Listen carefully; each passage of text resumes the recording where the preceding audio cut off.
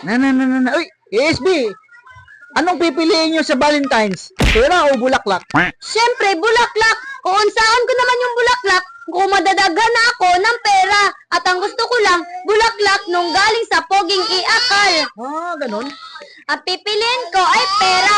Aanin ko naman yung bulaklak na yan kung nalalaya lang din naman yan. Tsaka hindi ko din yan makain, no? Kaya pera na lang yung piliin ko. Siyempre, ang pipiliin ko, bulaklak kasi madami naman akong pera. Unsain ko man yung pera kung magtatambak lang yan sa bahay kapag pera yung pinili ko. Kaya bulaklak na lang ako. Dami mong pera. Siyempre naman, mas piliin ko ang pera kasi kung pera ang piliin ko, makakabili pa ako ng bulaklak at chocolate. At saka kung bulaklak naman ang pipiliin ko, wala namang magbibigay ng bulaklak. I can buy myself flowers naman. Ah, ganun? No! ASB, rate this drawing. Kaninong drawing yan? Tainokis art. Ang rate ko dyan ay negative 0 kasi ang pangit-pangit. Wala man lang ka-effort. Tsaka, bakit ang dako ng baba ko dyan? Maliit naman yung baba ko. Tsaka, ang pangit ko pa dyan. Maganda naman ako. Tapos, matangos pa yung ilong ko. ASB, rate this drawing. Kanino yan? Tainokis art. Negative 2. Kasi, tingnan mo naman yung drawing niya.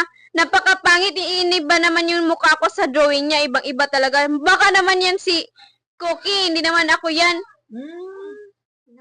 ASB, rate this drawing. Kaninong drawing yan? Philip Triatok.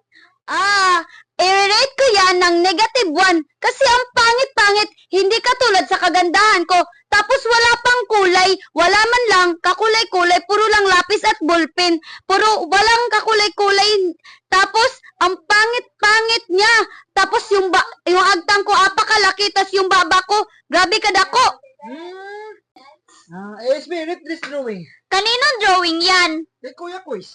Kay Kuya Kois, i-rate ko yan ng negative 0.3 kasi ang pangit-pangit. Tignan mo naman hindi kompleto yung ngipin ko.